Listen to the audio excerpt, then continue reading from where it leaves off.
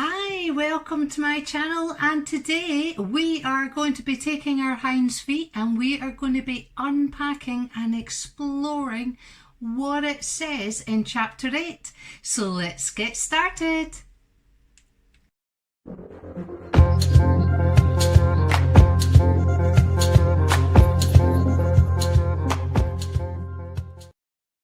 So in chapter 8 we are going to be looking and being introduced to Lady Wisdom. Now Lady Wisdom is like God personified, and so although in the chapters so far 1 to 8 we've been looking at, and we have been looking at how King Solomon is speaking to his son, and we are actually the sons that he's talking to.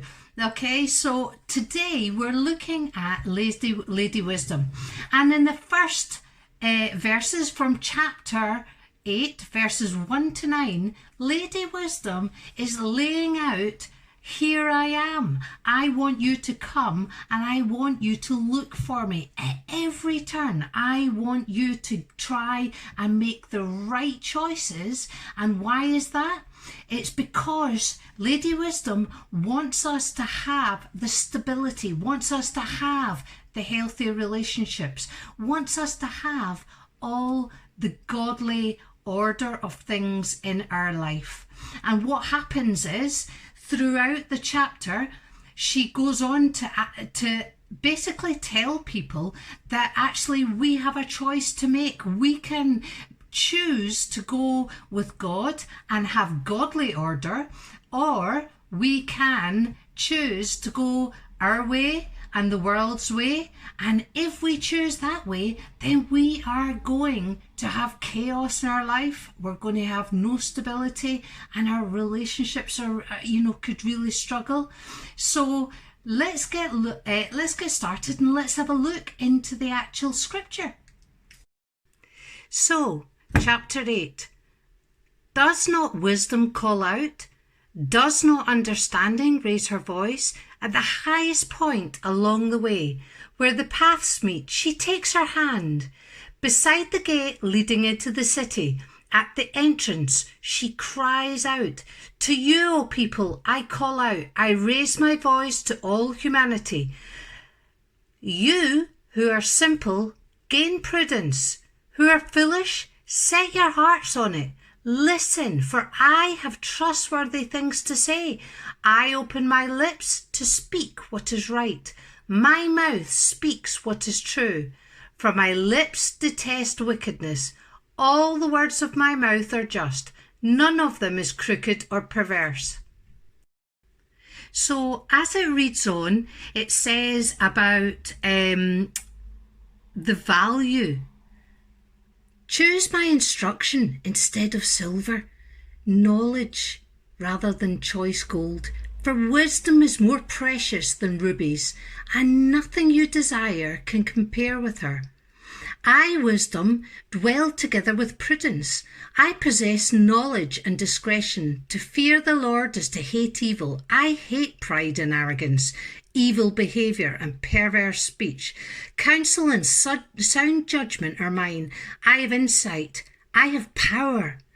By me kings reign, and rulers issue decrees that are just.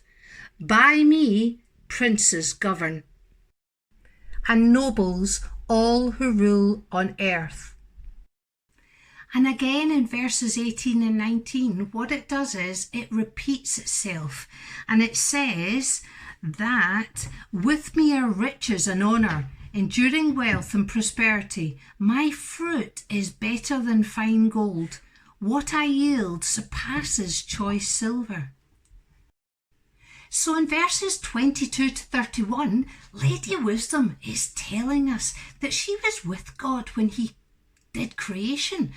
And Lady Wisdom is also telling us that because of God's great skills, he actually protected us. He made the land, he made the sea, and he made the heavens. And all these were in order, in godly order.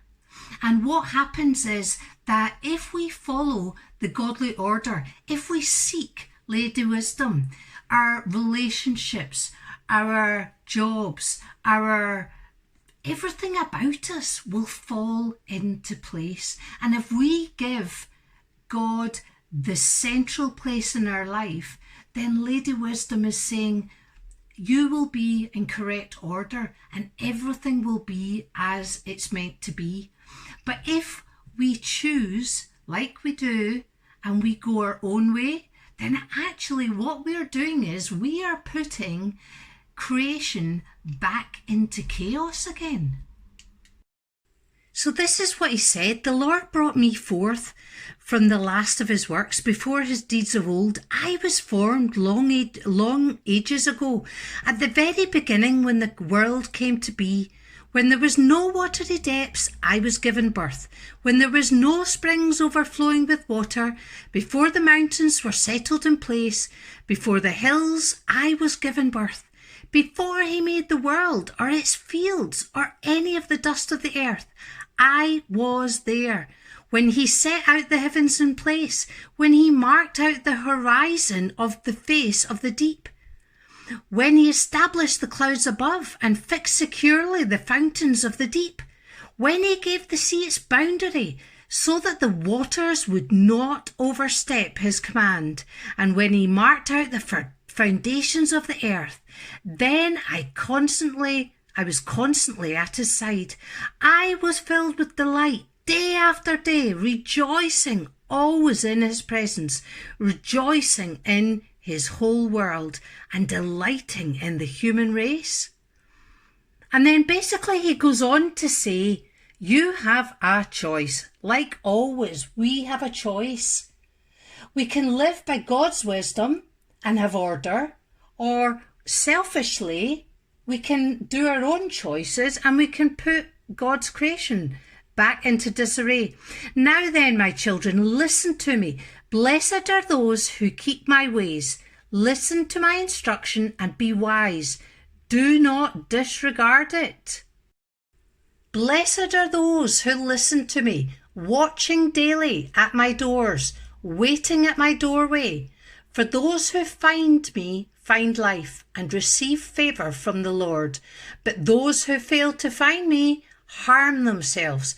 All who hate me love death. So in this chapter 8, we look at Lady Wisdom, and Lady Wisdom is giving us her value statement. She's saying, look how important it is. I'm there. I'm always there. I was there before the world was even created. I was there while the world was being created. I am part of the godly order. Choose me and everything will fall into place. But you have to seek me and seek me and seek me. So what are you going to choose? What way are we going to choose? Are we going to look for Lady Wisdom at every corner? Are we going to stay in God's godly order? Or are we going to go our own way? The choice is ours, but I certainly know what I'll be asking God to help me with and seeking him. Take care. See you next week. Give me a thumbs up if you like it. Bye.